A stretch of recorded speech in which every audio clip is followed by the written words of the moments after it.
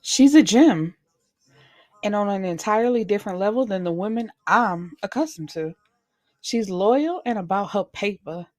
That's why I'd sacrifice the only friendships I'd ever known, wait for however long it took her to be ready, and happily sever ties with anyone who didn't agree or was against our union.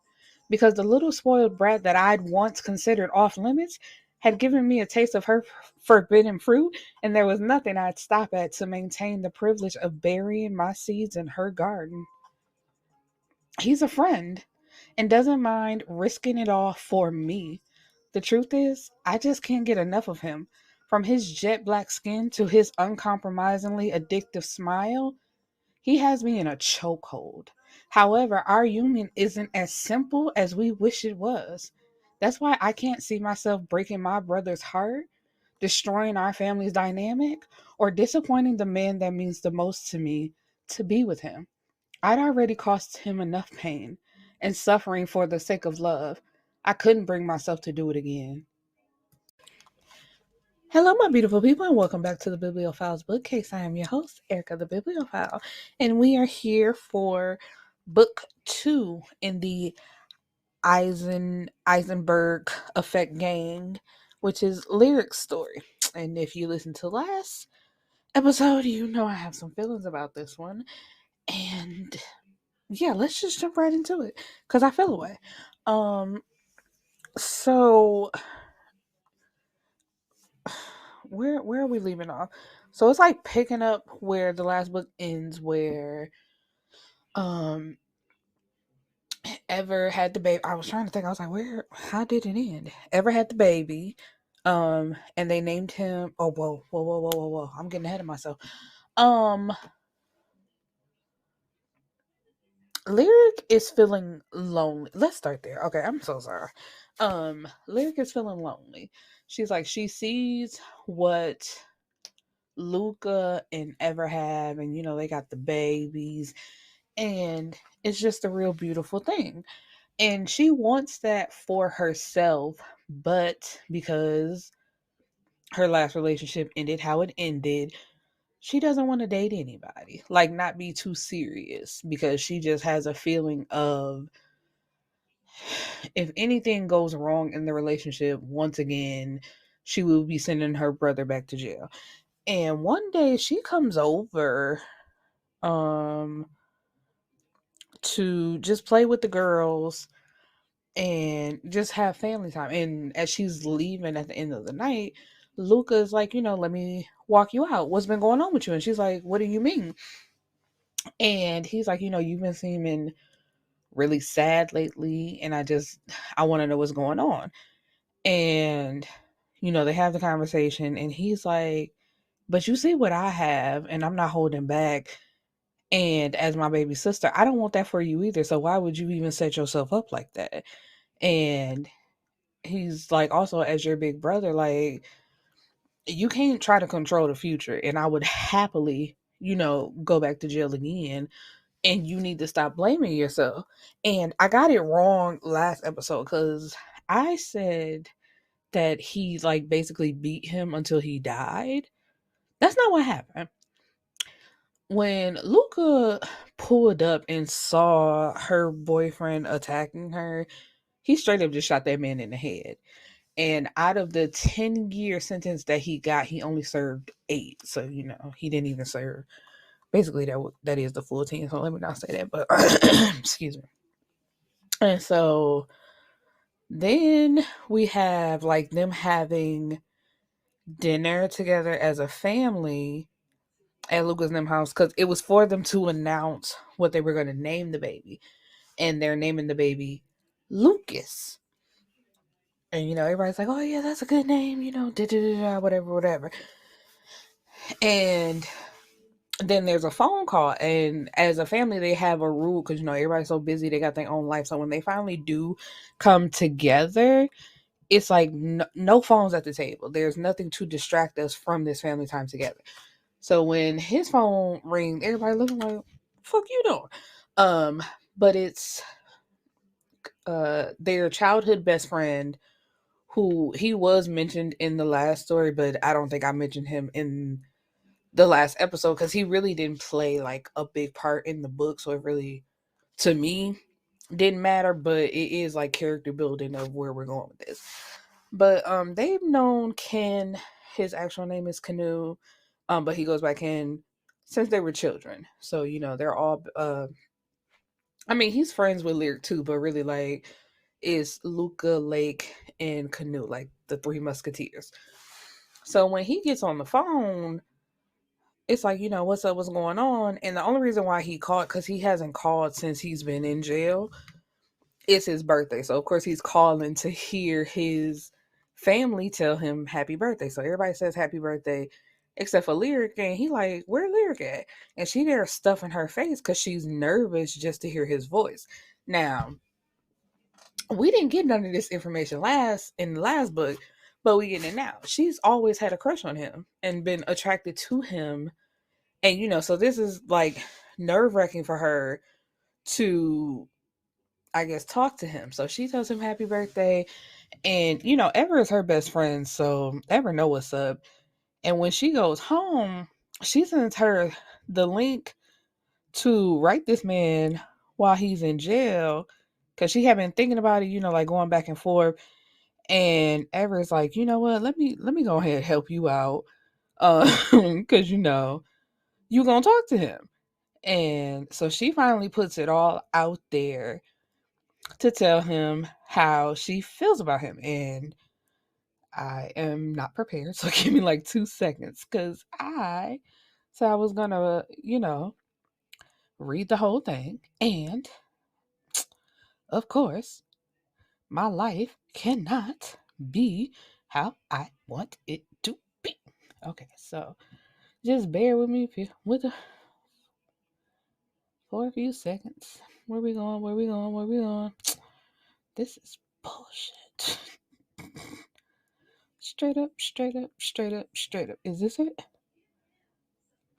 Okay, yep, here we go. So, this is the letter that she writes him. So, let's go. Canoe, I'm wishing you the happiest of birthdays today.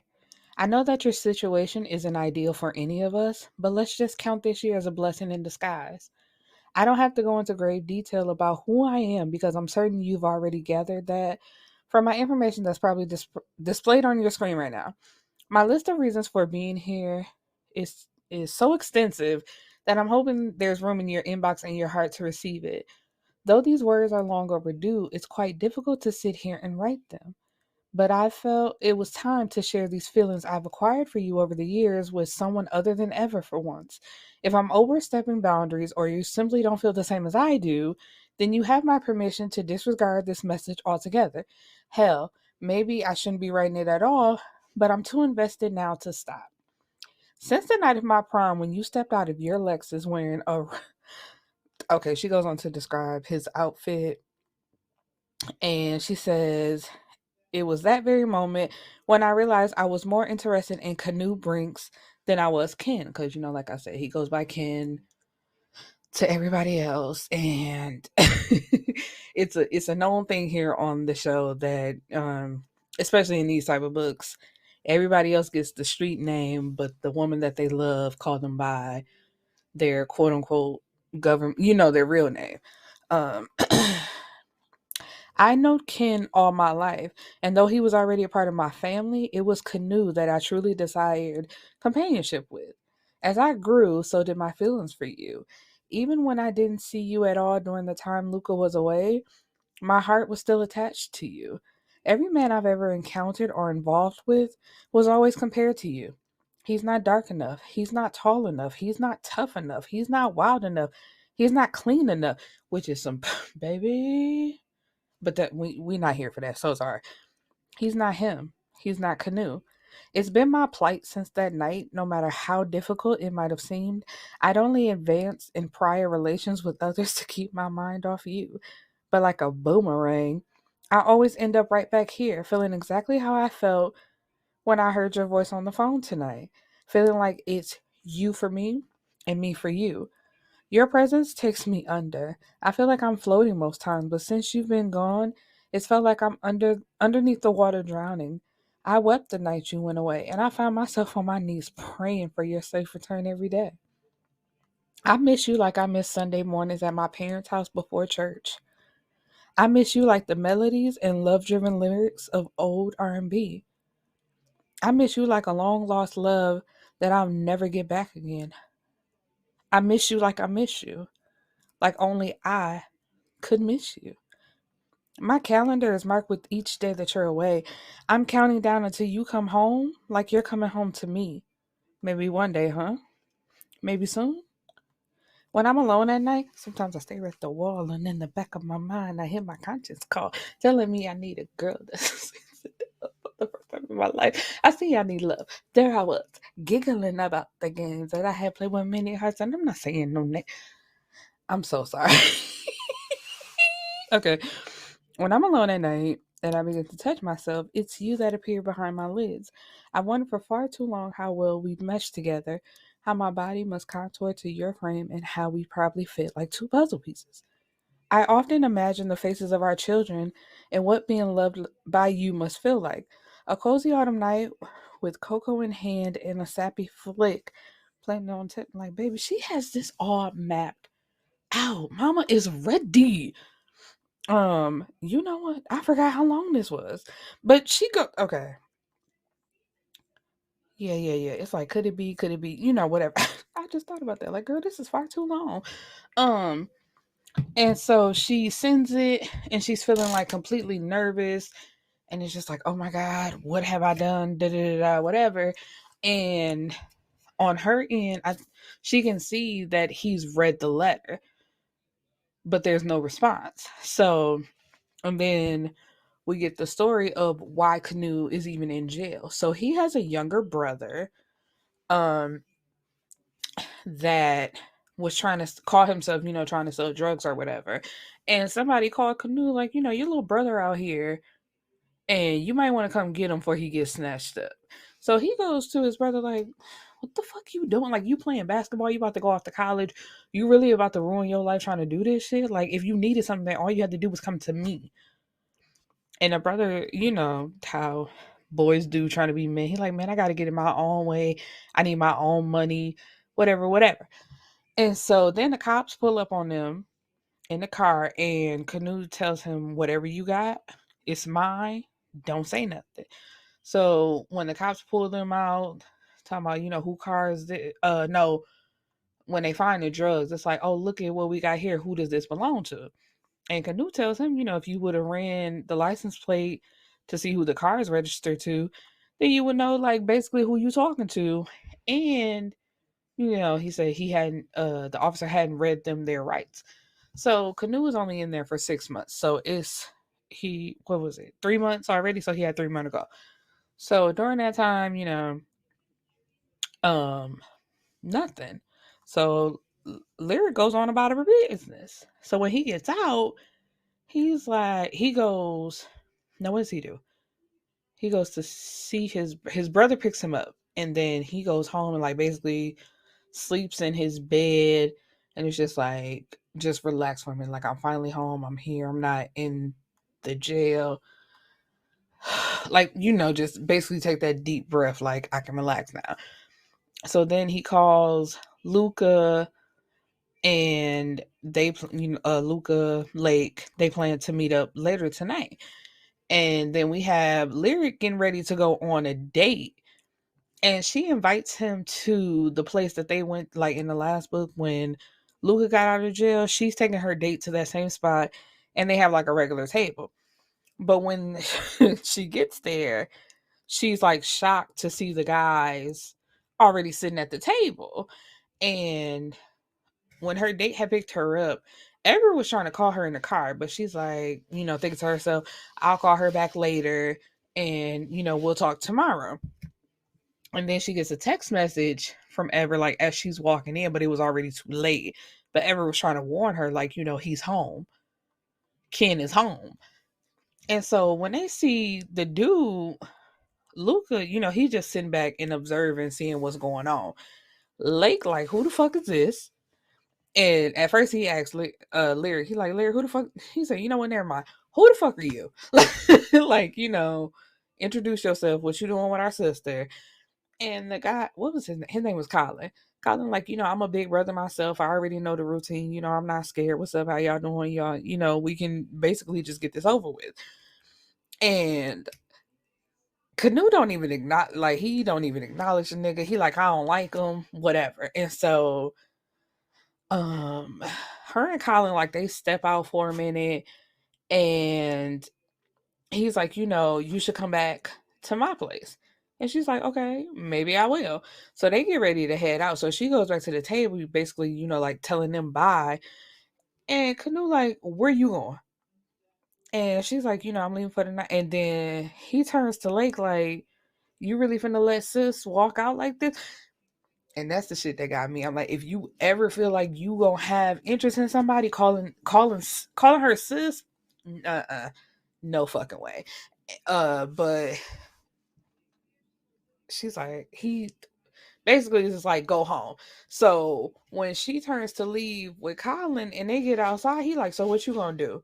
You gonna listen to your brothers, or are you actually coming to my house? And she's like, nah, let me out, like take her home. And so later on in the evening, Canoe shows up at the door and they have this conversation of him basically like he's ready, but she's like, no. And like in the letter, like the part that I did read, what did she say? She was like, if you don't feel the same, or if you just want to forget the whole thing, don't respond. Nigga, you didn't respond. So I thought that, this was a one-sided thing. And he's like, never. I've always loved you. I have always been basically waiting on you, following your lead. And it just really hurt her feelings, because it's like, you didn't say anything. And his thing is, like, I'm not good with words like you are. I just rather let my actions do the talking. Like, nigga, you were in jail. There was no actions to be made. There's nothing you could have did to me, or well, I ain't gonna say for me, because there's plenty of niggas making shit happen behind the wall. But like, this is our form of communication right now. So you didn't say nothing, so I thought it was nothing. But anyway, they end up having sex, and the next morning she tells him, I'm gonna be Colin's girlfriend. And he looked at her like, what? She's like, he's a safe dude, really ain't gonna cause no problem. It'll be a nice little boring life or whatever. And Canoe looked at her like she was stupid. Like, I was looking as I was reading, I was like, girl, what who signs up for a life like that? Well, you ain't gonna be happy. But of course, her mind, and I get it. Like, her mindset is, I'm not doing that to my brother again. But it's like, girl, did you forget in the last book when fuckboy took his kids, when he called you and was like, baby girl, I'm so sorry, but I'm finna go back to jail anyway? Like, as a protector, that's just what he gonna do. There's nothing you can do to prevent that. So why would you deprive yourself of happiness? Like, it makes no sense. But anyway, so he tells her, cool, if that's what you gonna do, stay the fuck away from me. She like, what? He said, you heard me. Like, I'm here now. I'm ready to do this with you. And you're basically telling me, fuck me, and you're gonna go be with this nigga. Like, girl, what? And so, of course, because motherfuckers are idiots, they have sex again. But after this time, when she comes out the shower, walking around looking for him, he's gone. And she gets on the phone. I think Ever calls her, or she calls Ever. And when she runs down the situation, Ever like, girl, I don't blame him. Like, because at first she tried to make it seem like it was a hit it and quit it situation. Like, Canoe, like, they finally had sex, and then while she was in the shower, he dipped out. And I'm like, no, don't do my man like that. Don't try to make him seem like he was on some fuckboy shit, because that was not the case. And so after this, it's a back and forth thing. And then Canoe, he's like, man, I'm not doing this. You ain't gonna be with that nigga. You gonna be with me. You my woman. You supposed to be for me. And so he takes her on a trip out the country, and it was so cute. Like, she had got drunk. She made a video and something to Ever. I was trying to think, what was it? Because she was like on his back. Oh yeah. because she had got too drunk. And so he carried her back and made a video for her. And in the video, she's smiling like, this my man. We gonna get married. We gonna have babies. We gonna have girls. Like, just the whole thing. And then once again, when they get home, she's like, I want to do the relationship thing, but we cannot tell my brothers. And Canoe is like, what? I'm a grown ass man. No. Like, I'm not finna keep hiding and ducking and dodging, but because he loves her so much, he tells her 1 month. I'll give you 1 month. And so she's like, okay, cool. But and the messed up part is, even though he did agree to it, and I hate it, but I was still like on his side. It's like I'm reluctantly agreeing to this. Like, I really don't want to do this. So the more that they're dating and being around each other at each other's houses, the more he's like, I want to tell them, like, there's nothing to hide. And even if they are upset, unfortunately, I'm willing to sever the relationship with them just to be with you because I love you that much. But she's like, no, I don't want to tell them. I'll tell them on my own time. And even at one point, because she wanted to start like a different business or do something else, because she's an accountant, like she's an accountant for the family, and she wants to do something else. So of course, he gives her money towards that. He buys her a Bentley truck, because it's like, whatever car you got, like, you need a car from me as your man. Like, all the other shit you got is from your brothers or your dad or whatever. Like I'm your man. So he gives her a Bentley truck. And one day he giving her head in the front seat of the car, and who was it? It was Lake. Lake pulled up. So she jumps in the back seat to pretend like she's not there. And as he's standing there talking to Lake, when Lake leaves, he's pissed. He's like, I really just stood here in front of your brother with you on my mouth, like on my breath, and you hiding in the car like we fucking scared that we gonna get caught. He's like, no, I'm not doing this shit no more. We about to tell him. So she's like, no, you promised me you not finna do this. Da, da, da, da, da. So he like, you know what? Fuck it. And really, fuck you at this point, if I'm being frank, because I'm not hiding anymore. So you don't want to do it. Like, we don't have to do this then. There will be no us. Don't even worry about it. So um he tries to give her the keys to the car, like, take the car, you can keep it, there's no attachments, you can have it. She's like, man, fuck you and that truck. And what did he give her? I think he gave her 18,000. Yeah, 18,000. She's like, the $18,000 will be given back. You ain't even got to work. But it's like, you're being a brat about this. And so, okay, bye. So she walks down to the end of like the driveway and is standing outside, like, I'll have somebody else come get me. Fuck you in that car. It is what it is. And so, of course, they go without speaking, but they both looking miserable, looking sad. And this is when Ever has the baby. And she comes over to see the baby. And who was that? I think it was Lake. Because they was all in the baby room, because Canoe was like trying to change a diaper and he wasn't getting it right. So like, what's wrong with you? And she's like, nothing, I'm good. What's going on? And he's like, so why your eyes all puffy and shit, like you been crying? So Canute, like, that head snapped up, looking at her like, what the hell going on with my baby? And it's like, nigga, you know exactly why she's sad. But anyway, they link up later, and what was it? She took some pregnancy tests, and she's like, I'm not pregnant because ain't no way I wanna what she said some fucked up shit to him. What did she say? She was like, there's no way I wanna raise any of the clowns of yours. Something like so disrespectful to him. And I forgot to mention that Canoe was basically a crack baby.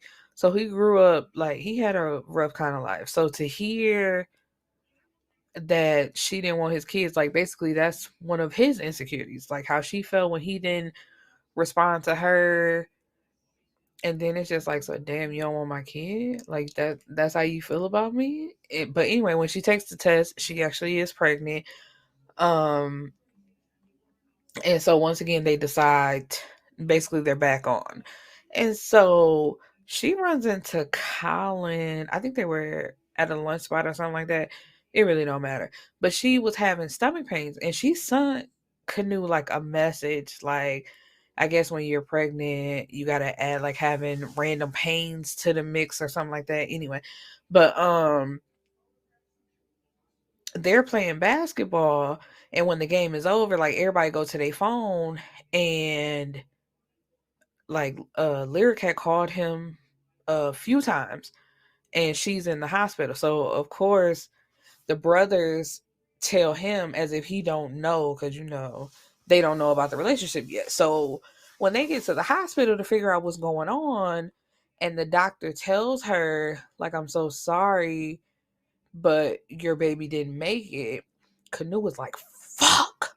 And so Luca and Lake like look at her, then look at him, and Lake is like, nah, tell me I'm wrong, but you taking that shit a little bit too motherfucking personal. What's going on?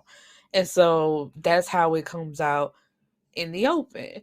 And so they go outside, and Canoe tells, no, he told Luca, he was like, fam, you really want to fight me right now? Like, I will fight y'all tomorrow, but right now, I need you. And Luca's like, ain't gonna be no fighting today or tomorrow. Like, I'm not on that. Like, I'm out here to be here for my brother. And so, they hold on to each other crying. Cause it's, as the brothers, they feel bad for their sister and the fact that she was pregnant and she lost a baby. And then, this is their quote unquote brother. So it's like, no. And so Lake, of course, he calms down and he comes around. And what did he say? He was like, I'd rather it'll be you than somebody else. So it's like it wasn't a problem to begin with, which I felt like Canoe knew anyway. So he had no problem telling them from the very beginning. And so everybody leaves to, allow him in the room with her so they can have their moment together. And she's like, they all hate me now, don't they? And it's like, girl, nobody hated you. Nobody was ever going to hate you. You are the baby of the family. Girl, they were always going to love you. It was never going to be a problem. But of course, you can't tell certain people that. So, um, what was it? Was it the next night or the same night? Anyway, she changed clothes, get some clothes, and she's like, I'm ready to go home. He's like, you want your mom to come get, like, some type of shit? She's like, no. When I say home, I'm not talking about my house. I'm talking about your home. Like, I'm ready to go home. Do you get it? Like, nigga, let's go. And he's like, bet that up. And so before they had broken up, I think not that last time, but the time before that, he had been walking around with an engagement ring because Daddy Liam had told him, he was like, then before you knock her up again, there better be a ring on my daughter's finger. He's like, man, I'm way ahead of you. Ben had the ring in my pocket, but your daughter's fucking stubborn, so that's not on me. So what was it? So he proposes, and she's walking around with the ring on. And then we get an epilogue of 3 years later where, they're married and she's pregnant again. And I think she's at the 6 month mark. And they just have a beautiful moment of him kissing her stomach. Then it's just like a moment of silence where he's talking to God and praying. And so she just closes her eyes to bask in the moment with him. Like, we made it. We finally got to where we needed to be, and we finally finna have our baby. So everything is right in our world. And it's just like, finally, because you niggas, well, I'm so sorry, but Lyric, it was really you, baby. I'm so sorry. You were getting on my nerves. But I'm happy you finally got it together and got your happily ever after. So that is Miss Lyric's story. The next story is Lake's. I, it might be real short. I might be able to put Lake And part 4 is Daddy Liam's story. It's like a flashback. Yeah, like the majority of the book, because it's real short. It's a flashback, and then it's like how we get to the present time. So, with that, oh, I forgot. It's just real quick. So to get to the prelude of Lake's story. So they're having dinner once again, and it's Baisley's birthday, and she showed, well, no, it was family, it was Sunday dinner or some shit like that. But Baisley showed up, and it was her birthday. So she looks at Lake and says, Lake, where's my birthday present? He like in the car. And she was just talking shit. She didn't think he really had a present for her, but he's like, girl, come on now. So he goes out and gets it. But they're still not together. They do that back and forth shit as well. So that Lyric and Canoe was doing. But but you know what? That's for Lake. That's Lake episode. This is about Lyric. Lyric, so happy for you, girl. All right, y'all. Peace and blessings.